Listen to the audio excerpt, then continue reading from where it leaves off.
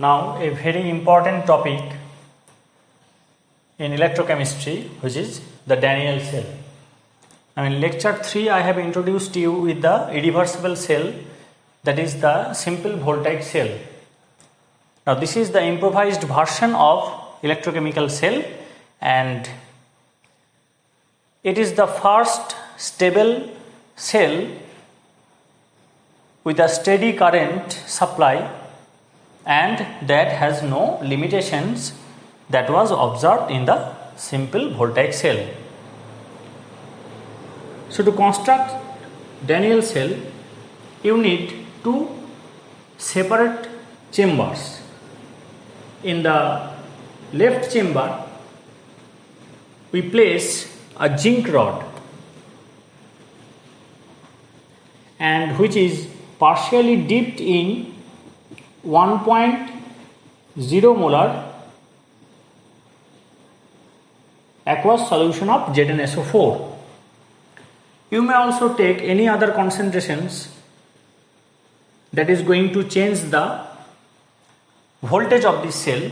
I will come at those points later on. And in the right chamber,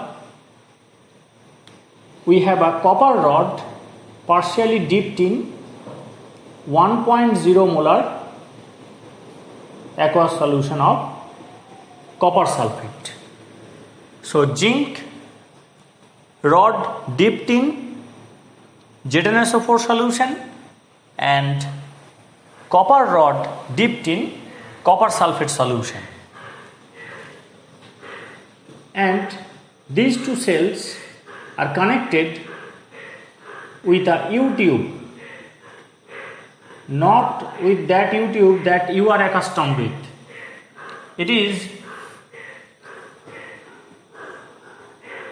for the shape of this tube, it is termed as U-tube. Now you have to take a U-tube and in a container you take agar-agar gel,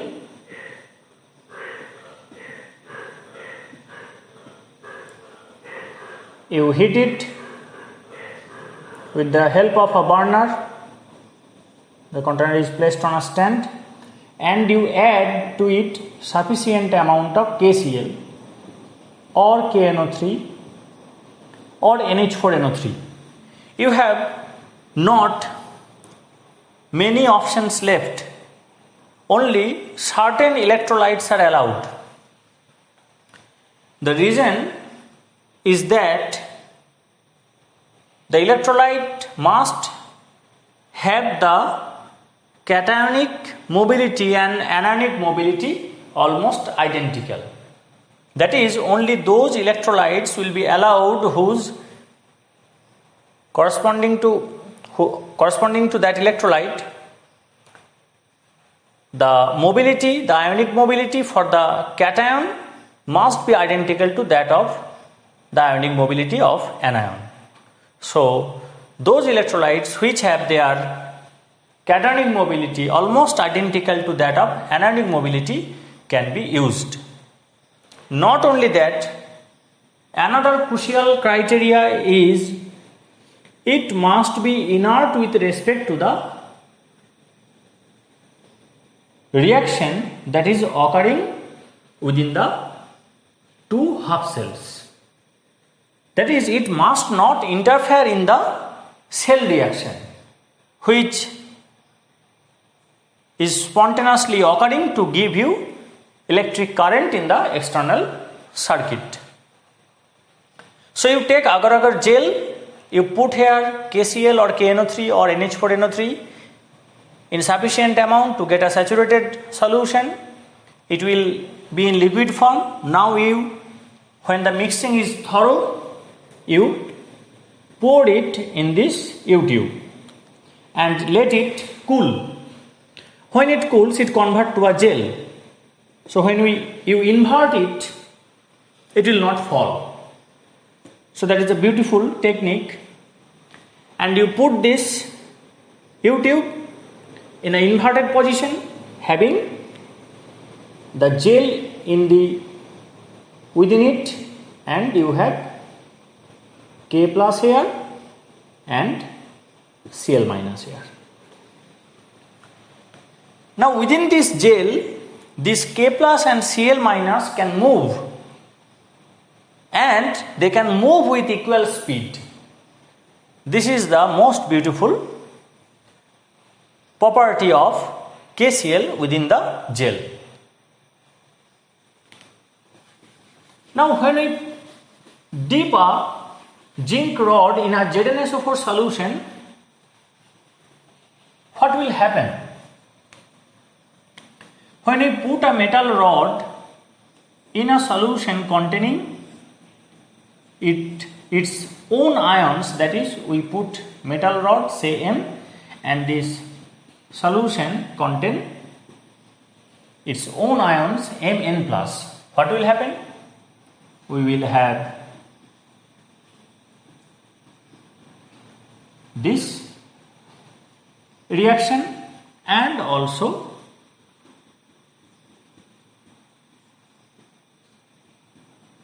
this reaction. So this is called the electrolytic solution tension. That is, there will be a tendency of this metal rod, of the metal atoms within this metal rod, to go into the solution in the form of ion. So this M arrow Mn plus plus n electron. If it is zinc, it will be Zn arrow Zn2 plus plus 2 electron. And also the ions present in the solution, that is Mn plus, will generate osmotic pressure, and this pressure will drive the ions to deposit on this metal rod. So it will accept electron from the rod and it will deposit in the form of neutral atom. So overall we will have, this is not a summation, overall we will get this reaction. So it is a reversible process and it is occurring in both directions. Now in this, in the forward direction, it is represented as capital P. It is the electrolytic solution tension, which refers to the tendency of the metal rod to pass into the solution in the form of ions. And the backward process, where the metal ions deposit in the metal rod after accepting the electrons from the solution, is termed as the osmotic pressure.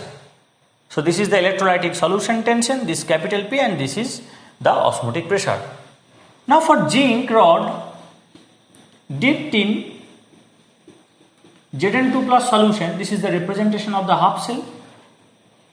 We have two half cells here, one on the left and one at the right.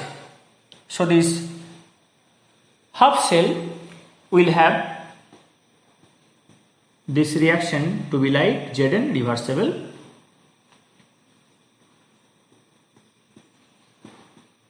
Zn2 plus plus 2 electron. Now when zinc rod is dipped in solution of ZnSO4, it is generally seen that the osmotic pressure is less than the electrolytic solution tension. So here it is P greater than P. So it is the electrolytic solution tension and it is osmotic pressure. So here the electrolytic solution tension is greater.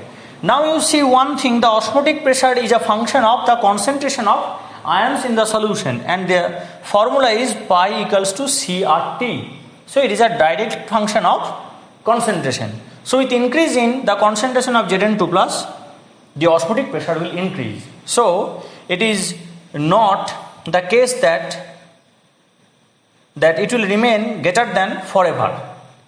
Since this part is a function of concentration and this is independent, it may occur that at sufficient concentration of any metal ion, it may cross this value.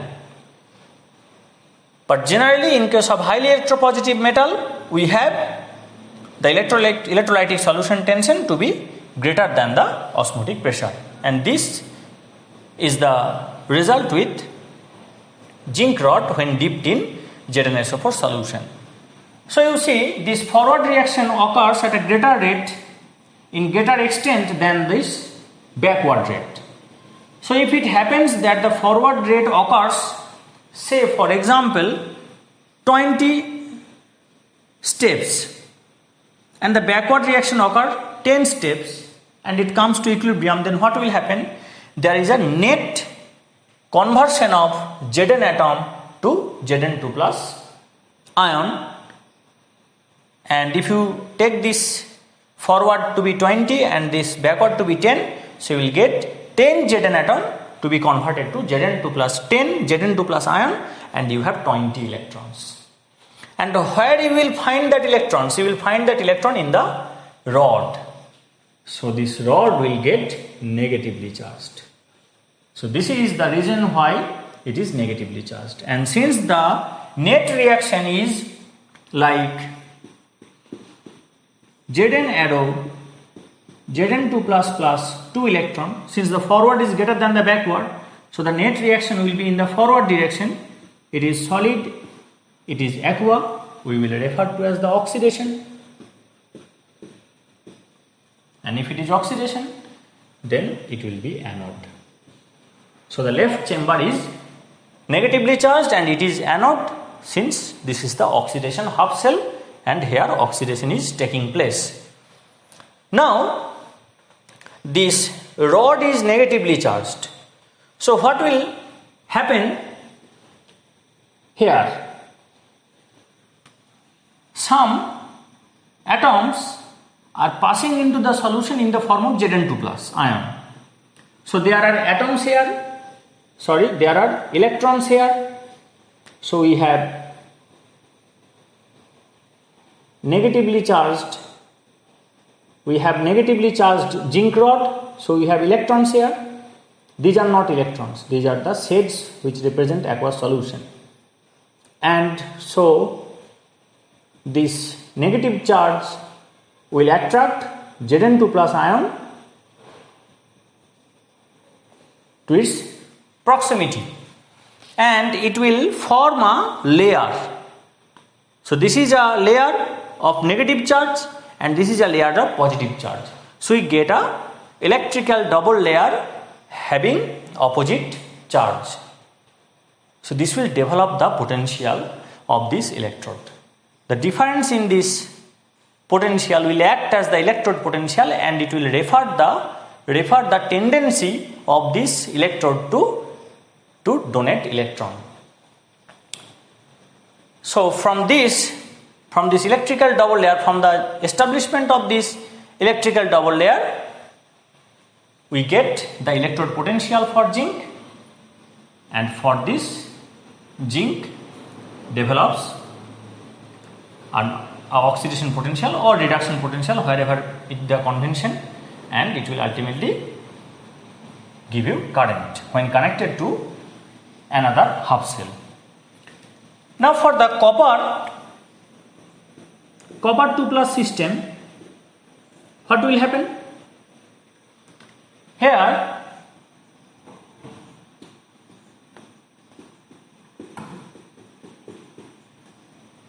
the backward reaction is greater, that is, we have here the electrolytic solution tension to be less than that of osmotic pressure. Here the osmotic pressure is greater. Now if the osmotic pressure is greater, then what will happen? More and more copper 2 plus will deposit on this rod, taking electrons from this rod, and compared to this deposition, less number of copper atom will pass into the solution. So what will be the net result? Net result will be copper 2 plus plus 2 electron. This is aqua, arrow, Cu, solid. So reduction will occur. And we know the electrode where reduction occurs is referred to as the cathode.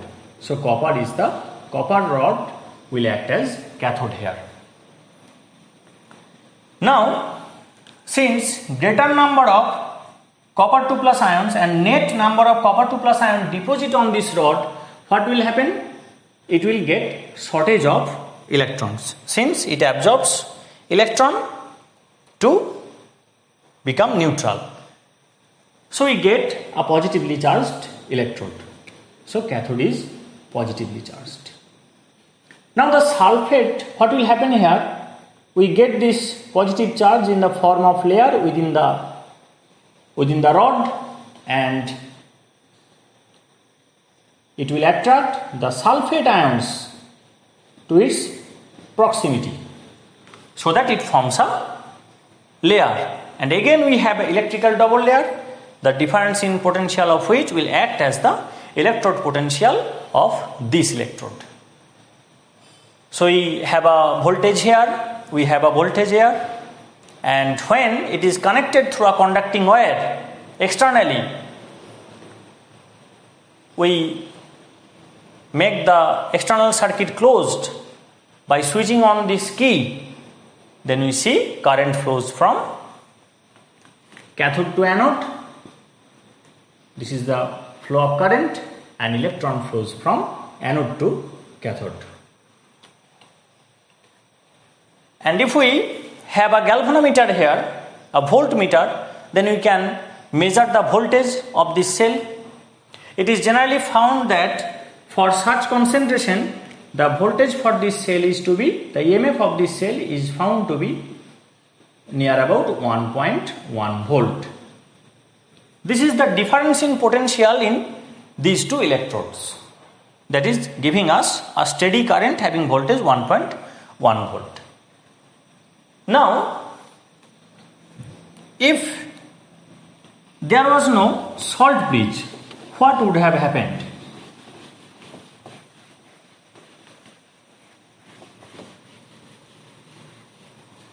If there was no salt bridge, what would have happened? Let us check. Let there be no salt bridge, so no salt bridge, and say 40 electrons, this is for example, pass from anode to cathode, that is zinc rod to copper rod. 40 electrons pass. Now for passage of 40 electrons, what will happen? You will have here 20 Zn2 plus ion in the solution. Why this one?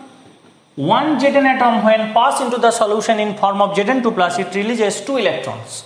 So to have 40 electrons, 20 Zn2 plus ion must be released in the solution. And when this 40 electron comes here, 20 Cu2 plus ions, 20 Cu2 plus ion, it will pass in the solution, and will be lost from the solution.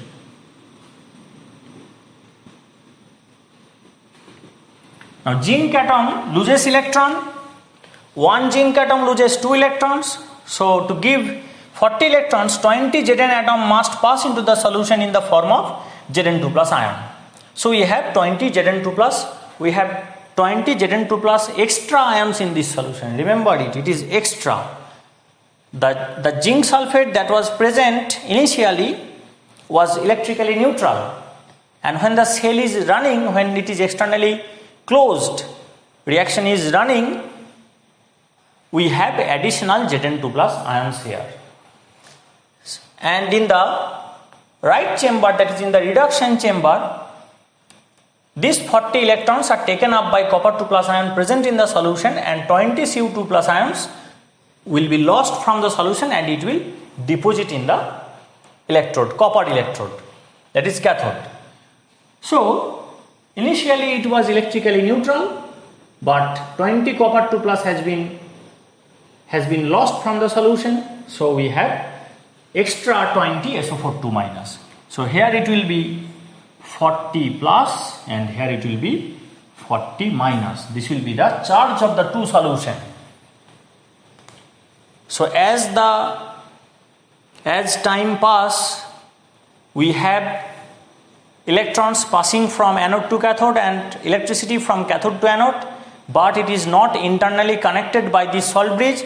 So what happens?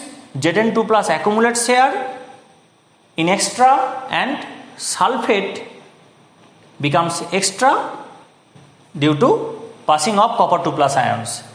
Zinc rod gets thinner due to loss of zinc atom, and this copper rod gets thicker owing to the deposition of copper. Now you see, it is minus, it is plus, and the difference in potential is 1.1 volt. And as the reaction is going on, another potential is developing internally, which is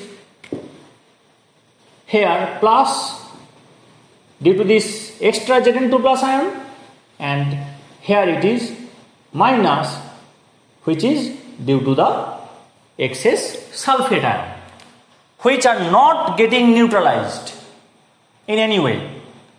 So this is an opposing potential which is getting developed. So it will start from 0 and it will increase, and when it comes to 1.1 volt, what will happen? Actually, with as time passes, reaction continues and the concentration falls, so this will also fall a little bit. Now this is this opposing potential which is developing internally owing to non-neutralization. This will increase from 0 to, and it will go upward, and when it touches this value, what will happen? The reaction will stop. This will have a potential of 1.1 volt at the beginning. Let it drops by 1 to 1.0 volt or 0.9 volt, and this opposing potential develops, which gradually increases as more and more Zn2 plus accumulates and more sulfate accumulates. So when it comes to, let this decreases by a little amount, it becomes 0.9 volt, and this increases from 0, it becomes 0.9 volt. So you have a 0.9 volt potential here, and in the opposite direction you have 0.9 volt potential here. So this will stop the reaction, since this plus will not allow this electron to get transferred from anode to cathode, and this minus will not allow the copper 2 plus ions to deposit into the cathode. So this is the problem. This is called the liquid junction potential, and this must be neutralized to have a steady supply of current and to utilize the entire chemical energy. So to have the entire chemical energy, you must neutralize this liquid junction potential. For this, a fascinating technique was discovered. It is the salt bridge. You can invert it, and here it is a gel which supply electrolyte of required charge. What is demanded, it will supply that only. And in an equal speed, that is, whenever there is a passage of 40 electrons, there will be 40 plus here and 40 minus here. Now if these K plus ions come to this place, if these K plus ions come here and this Cl minus ion come here at different speed, what will happen? The charge, the liquid junction potential will still remain, though not in that higher form, but it will still remain. Now if this K plus comes to this vessel, it will neutralize this excess sulfate, and if this Cl minus comes to this vessel, it will neutralize the excess plus. And if these two ionic species comes at equal speed with equal ionic mobility, then what will happen? These two charges, that is the liquid junction potential, will be neutralized completely at every moment. So this potential will not be disturbed and you will have a steady current. However, with continuation of the reaction process, the concentration will change and there will be a little bit change in the potential, but you will be able to utilize the entire chemical energy. Now again, when the reaction stops, you have backup salt bridge, you replace that salt bridge with charged salt bridge, so the reaction will continue. Now what is this salt bridge doing? This salt bridge is connecting the two half cells internally. This is important. You must have a complete circuit. It was externally connected with the help of conducting wire, but you have to connect it internally also, otherwise there will be liquid junction potential which will stop the reaction after a moment, after a short while. Now this is connecting the two half cells internally. In addition to that, it is removing, it is neutralizing the liquid junction potential so that this charge cannot decrease the rate of reaction, and thereby allows the customer to use the chemical energy entirely to get converted into electrical energy. And another thing you must, the property that you must account is that you can only choose that electrolyte where the ionic mobility must be same for both cation and anion, that is they must move with equal speed, so that only the liquid junction potential can be removed completely at every moment. And another thing is that the ions must not interfere the cell reaction. Now we come to the cell reaction. The anode reaction is, I have already explained it to you. The anode reaction is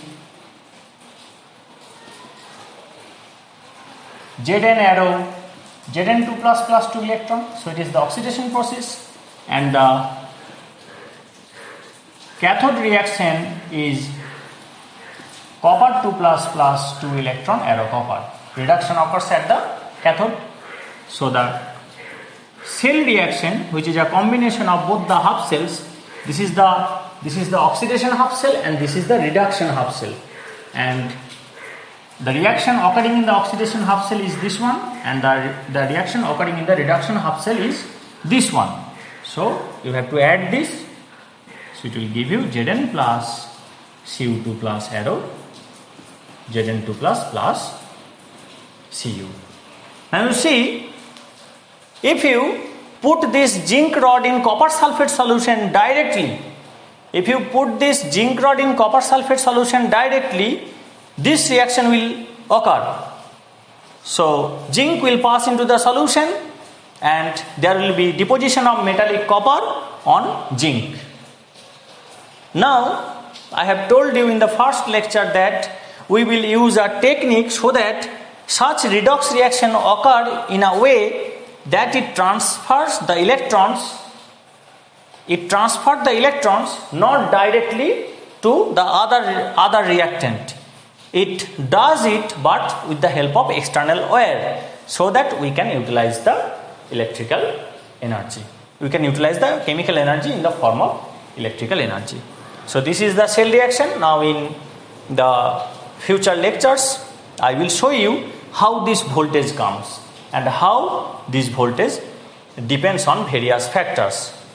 For this you must know Nernst equation. So I will derive that Nernst equation in upcoming lectures and will show you the further characteristics of Daniell cell.